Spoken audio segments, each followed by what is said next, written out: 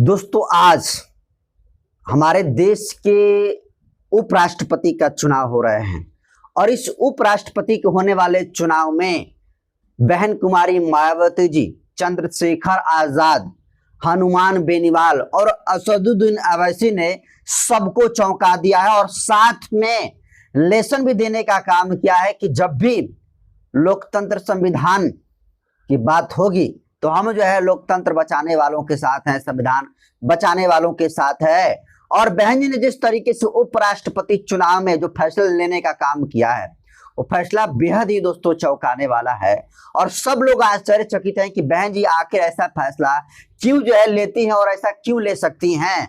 तो आपको बता दूं कि देखिए, आपको पता है कि हमारे देश में राष्ट्रपति और जो उपराष्ट्रपति का चुनाव होता है उसमें सीधे तौर पर वोट जनता नहीं डालती है। जनता के द्वारा चुने गए जो जनप्रतिनिधि होते हैं वो राष्ट्रपति और उपराष्ट्रपति के लिए वोट डालने का काम करते हैं। आपको पता है कि राष्ट्रपति का जब चुनाव होता है तो सांसद और जो विधायक होते हैं जो जनता के द्वारा चुनकर आए होते हैं उनके द्वारा राष्ट्रपति का चुनाव होता है और जिसके पक्ष में ज्यादा वोट आते हैं वो राष्ट्रपति बनता है। उससे थोड़ा अलग होता है उपराष्ट्रपति का चुनाव। आपको बता दूं कि उपराष्ट्रपति चुनाव में सिर्फ सांसद को ही वोट डालने का अधिकार होता है और वो सांसद लोकसभा के होते हैं और राज्यसभा के सांसद होते हैं। तो आपको बता दूं कि देखिए, उपराष्ट्रपति का आज चुनाव हो रहे हैं और शाम तक रिजल्ट भी आ जाएगी। जब आप वीडियो देख रहे होंगे तो शायद वोटिंग भी समाप्त हो गई होगी। तो देखिए, एनडीए की तरफ से जो उपराष्ट्रपति के उम्मीदवार बनाए गए हैं वो जो है सीपी राधाकृष्णन है, जो कि आरएसएस से जुड़े हैं, तमिलनाडु से आते हैं, बीजेपी के वरिष्ठ नेता हैं सीपी राधाकृष्णन। तो एनडीए ने इनको उपराष्ट्रपति का उम्मीदवार बनाया है। वहीं जो विपक्षी दल है जिसको इंडिया अलायंस कहते हैं, उस इंडिया अलायंस ने सुप्रीम कोर्ट के पूर्व जस्टिस बी सुदर्शन रेड्डी को अपना प्रत्याशी जो है बनाने का काम किया है और जो सीपी राधाकृष्णन है, जो पूर्व जस्टिस बी सुदर्शन रेड्डी हैं, दोनों के बीच में कांटे की टक्कर है। और जिस तरीके से इनको वोट डाले जा रहे हैं और इन वोट के समर्थन में सीधे तौर पर चंद्रशेखर आजाद ने स्पष्ट कर दिया है कि वो किनके साथ हैं। चंद्रशेखर आजाद, आपको बता दूं दोस्तों कि उपराष्ट्रपति के चुनाव में विपक्षी यानी इंडिया गठबंधन के उपराष्ट्रपति के उम्मीदवार बी सुदर्शन रेड्डी को अपना समर्थन पूर्ण रूप से दे दिया है। आपको पता है कि आजाद समाज पार्टी के लोकसभा में एकमात्र सदस्य हैं चंद्रशेखर आजाद और वो अपना वोट विपक्ष के उपराष्ट्रपति के उम्मीदवार बी सुदर्शन रेड्डी को जो है अपना वोट जो है दे दिया है। और इसके अलावा आपको बता दूं कि इनके साथ गए थे हनुमान बेनीवाल, वो भी जो है बी सुदर्शन रेड्डी को ही अपना वोट दिए हैं। और ये वोट देने से पहले पूर्व संध्या पर बी सुदर्शन रेड्डी के यहाँ जाकर मुलाकात की, उनसे बातचीत हुई और बातचीत करने के बाद हनुमान बेनीवाल, चंद्रशेखर आजाद और असदुद्दीन अवैसी ने विपक्ष के नेता को जो है विपक्ष के बी सुदर्शन रेड्डी को उपराष्ट्रपति के लिए वोट जो है डालने का काम किया। और ये तस्वीरें भी चंद्रशेखर आजाद की सोशल मीडिया पर काफी वायरल है। और देखिए, चंद्रशेखर आजाद अपना क्लियर कर दिया है। चंद्रशेखर आजाद पर इस देश में बहुत सारे ऐसे चंद्रशेखर के विरोधी हैं, लोग जो कहते हैं कि चंद्रशेखर आजाद तो बीजेपी का बी टीम है। ओवैसी पर भी सवाल उठता है कि ओवैसी बीजेपी का बी टीम है, लेकिन आज इन तमाम सवालों पर चंद्रशेखर आजाद ने विराम लगाने का काम किया है और चंद्रशेखर आजाद ने खुलेआम एकदम स्पष्ट कर दिया है कि वो इंडिया अलायंस के साथ हैं। भले ही इंडिया गठबंधन चंद्रशेखर आजाद को साथ में नहीं लेता, अपना अहंकार दिखाता है, लेकिन जब भी जरूरत इंडिया अलायंस वालों की हुई है चंद्रशेखर आजाद ने मदद किया है। और आज एक बार फिर से विपक्ष के जब उपराष्ट्रपति के उम्मीदवार विपक्ष ने बी सुदर्शन रेड्डी को उतारने का काम किया है, बनाने का काम किया है, तो उसके लिए खुलेआम चंद्रशेखर आजाद ने समर्थन कर दिया। तो आप सोचिए कि फिर भी चंद्रशेखर आजाद पर बीजेपी का बी टीम का आरोप लगता है। तो अब जरा कल्पना करिए कि जो लोग बीजेपी का बी टीम चंद्रशेखर आजाद को कहते हैं उनको भी करारा जवाब चंद्रशेखर आजाद ने देने का काम किया। और तमाम लोग की आज आंखें फटी की फटी रह गई है कि कैसे चंद्रशेखर आजाद ने तमाम बीजेपी नेताओं को अंगूठा दिखाते हुए खुलेआम अपना स्टैंड क्लियर कर दिया कि वो गुपचुप हम वोट नहीं डालेंगे। बहुत सारे दोस्तों लोकसभा के, राज्यसभा के मेंबर होते हैं अलग अलग पार्टियों को, जो गुपचुप तरीके से वोट डालते हैं कि हमारा व्यवहार किसी से खराब ना हो। लेकिन एक अकेला मर्द चंद्रशेखर आजाद है जो खुलेआम इस बात को कर दिया कि हम जो है वोट विपक्ष के ही उपराष्ट्रपति के उम्मीदवार को बी सुदर्शन रेड्डी को डालेंगे, और उनके साथ हनुमान बेनीवाल और असदुद्दीन ओवैसी ने भी वोट डालने का काम किया है। तो सीधे तौर पर आप समझिए कि एक बहुत बड़ा जो है धक्का लगा है एनडीए गठबंधन को, और चंद्रशेखर ने बहुत करारा जवाब तमाम अपने विरोधियों को देने का काम किया है। लेकिन सवाल यह है कि जो चंद्रशेखर वो तो क्लियर कर दिया, वैसे क्लियर कर दिया, हनुमान बेनीवाल कर दिए, लेकिन बहन जी आखिर किसके साथ हैं? वो एनडीए के राष्ट्रपति उम्मीदवार को वोट करेंगी या फिर इंडिया अलायंस के राष्ट्रपति उम्मीदवार को वोट करेंगी? तो आपको बता दूं कि 2022 में जब उपराष्ट्रपति का चुनाव हो रहा था, एनडीए की तरफ से जगदीप धनखड़ जो प्रत्याशी बनाए गए थे।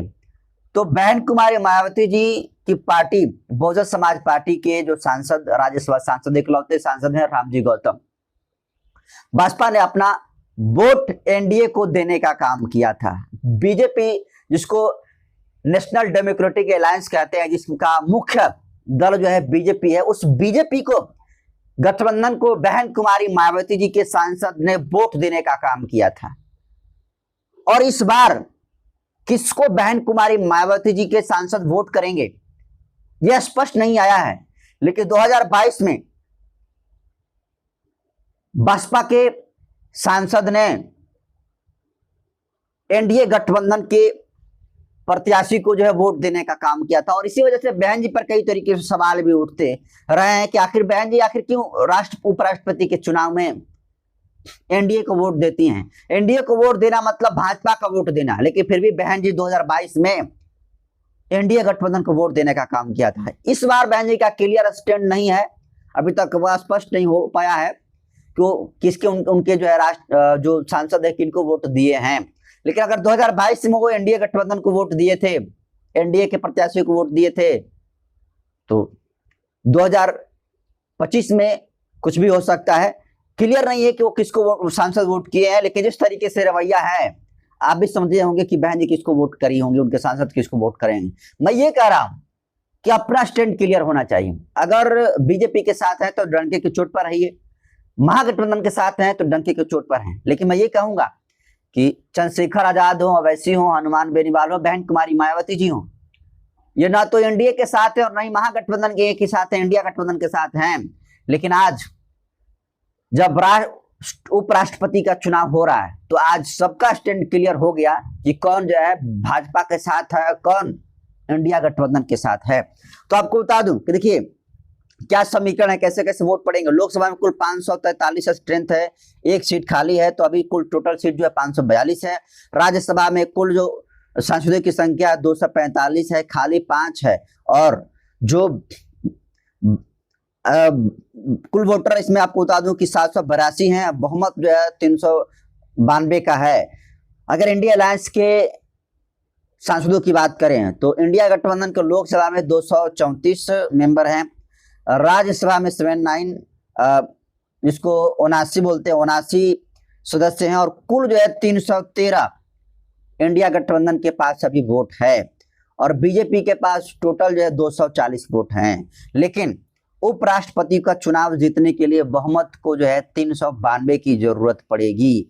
तो आप समझ लीजिए कि इनका 313 है और 392 में से अगर आप 313 को घटाएंगे, जितनी सीटें आएंगी उतनी सीटें जो है अभी इंडिया गठबंधन को जरूरत है। वहीं 392 में से आप 240 को घटाएंगे तो जो अंक आएगा वो उतना अंक जो है एनडीए गठबंधन को वोटर चाहिए, सांसदों का वोट चाहिए, तभी जो है एनडीए गठबंधन के जो सीपी राधाकृष्णन हैं वो चुनाव जीत सकते हैं। वहीं वोट जो बी सुदर्शन रेड्डी हैं, इंडिया गठबंधन के अलायंस हैं से खड़े हैं, तो इनको भी जो है आप समझ लीजिए कि 352 में से 313 को घटाइएगा, जो अंक आएगा वो अंक से इनकी जो है घोषणा होगी कौन जो है विनर बनेगा उपराष्ट्रपति का, कौन होगा, कुर्सी पर कौन व्यक्ति बैठेगा। सीधे तौर पर आप समझ लीजिए कि राज्यसभा और लोकसभा मिलाकर कुल वोटर जो है 782 लोग हैं, सांसद हैं। बहुमत जो है 392 चाहिए, यानी जिस भी गठबंधन को 392 मिलेगा वोट, वो जो है उपराष्ट्रपति का चुनाव जीत जाएगा। लेकिन जिस तरीके से चुनाव में चंद्रशेखर आजाद ने अपना स्टैंड क्लियर कर दिया है, तमाम जातिवादी और मनुवादियों के मुंह पर करारा तमाचा मारने का काम किया है। आप बहुत सारे नेताओं को देखते होंगे दोस्तों, जो चंद्रशेखर के विरोधियों कहते हैं कि तो भाजपा का बी टीम है, ये दलाल है, ये फलाना है टिलाना है, इसको हजारों करोड़ रुपए अरबों रुपए जो है फंडिंग होते हैं अलग अलग पार्टियों को कमजोर करने के लिए। लेकिन चंद्रशेखर आजाद ने दाल ताल ठोक कर स्पष्ट कर दिया है कि वो इंडिया गठबंधन के प्रत्याशी सुप्रीम कोर्ट के पूर्व जस्टिस बी सुदर्शन रेड्डी के साथ हैं। वहीं बहुजन समाज पार्टी के जो राज्यसभा सांसद रामजी गौतम है, पिछली बार उनके सांसद, बहन जी के सांसद एनडीए को वोट करने का काम किया था, लेकिन इस बार उनका स्टैंड क्लियर नहीं है। तो आप चंद्रशेखर आजाद के जो ये स्टैंड क्लियर करने का काम किया, आप इसको कैसे देखते हैं? अपनी प्रतिक्रिया कमेंट सेक्शन में जरूर दीजिए। आपको क्या लगता है किसके ज्यादा पलड़ा भारी है, यानी एनडीए के उपराष्ट्रपति बनेंगे या फिर महागठबंधन के इंडिया अलायंस के उपराष्ट्रपति बनेंगे? चंद्रशेखर आजाद का स्टैंड क्लियर, ओवैसी और हनुमान बेनीवाल ने जो अपना स्टैंड क्लियर किया है, आप इसको कैसे देखते हैं? अपनी प्रतिक्रिया कमेंट सेक्शन में जरूर दीजिए। बाकी मैं नरेंद्र वसंत हूँ, कैमरा पर साथी हैं स्टिक। बहुत बहुत धन्यवाद।